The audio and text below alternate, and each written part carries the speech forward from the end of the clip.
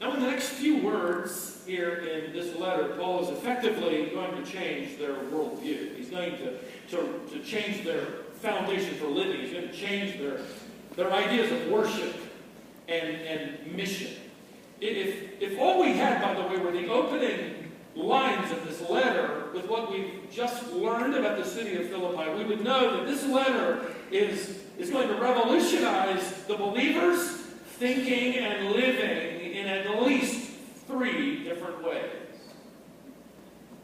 First of all, here in the latter part of verse 1, Paul is going to redirect their sense of loyalty. He's going to redirect their sense of loyalty. Notice what he writes. To all the saints in Christ Jesus who are at Philippi. I love the way Paul orders his words. He effectively says, Philippi might be your mailing address, but Jesus Christ is your permanent residence.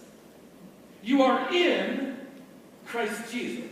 Which happens to be, by the way, a favorite phrase of Paul's. It'll appear 150 times in his letters, more than 20 times in this particular letter, in the Lord, in Christ Jesus, in Jesus Christ. It's a phrase that is loaded with the gospel. In Christ Jesus. One author, and I love this phrase he used, is theological shorthand, referring to all that we have in our bond in Christ. Our bond is so tight to him, so tightly held, that his obedience is our obedience. His death on the cross is our death on the cross. His victory over sin is our victory over sin's condemnation. His resurrection is our resurrection.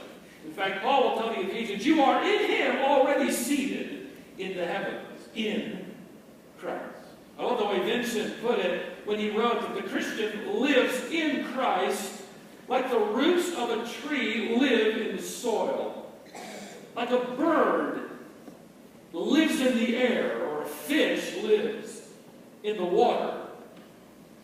A Christian is always and everywhere encircled with the presence of Jesus Christ.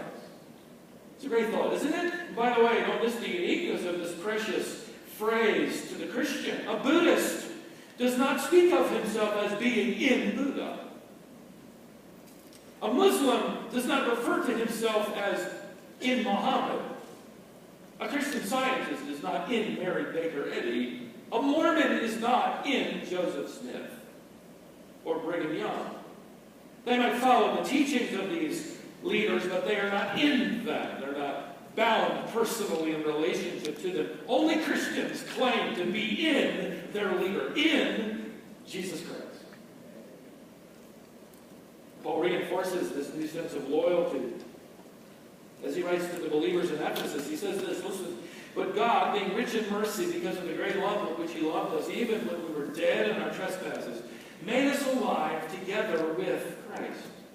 By grace you have been saved, and raised us up with him, and seated us with him in the heavenly places in Christ Jesus. Now, who are we exactly in Christ Jesus? What's this new sphere of loyalty and love? Well, Paul answers that. He addresses his letter to them and to us. Notice verse 1 in the middle part. To all the saints. To all the saints. How do you become a saint? Doing the chores? Remember